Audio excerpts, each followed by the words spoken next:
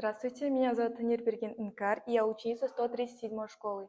Я учусь в 8 классе, но, несмотря на это, я сейчас зарабатываю самостоятельно.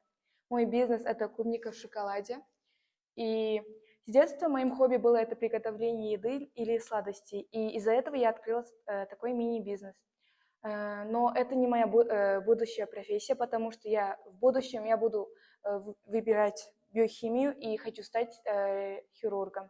Что касается бизнеса, когда я начинала, я потратила около 80 тысяч тенге, и часть этих денег я потратила на разные оборудования, инструменты, и часть этих денег я отдала на свой личный логотип.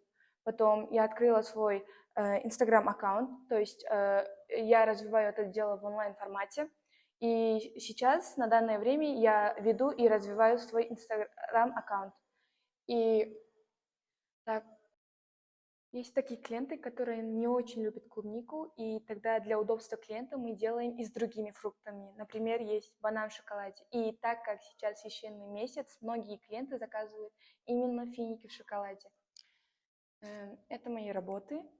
И у меня есть цели на будущее. Например, в будущем я дальше буду развивать это дело, и это будет моим дополнительным источником дохода.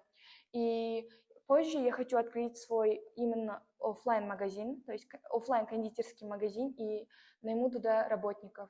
И хочу увеличить свой ежемесячный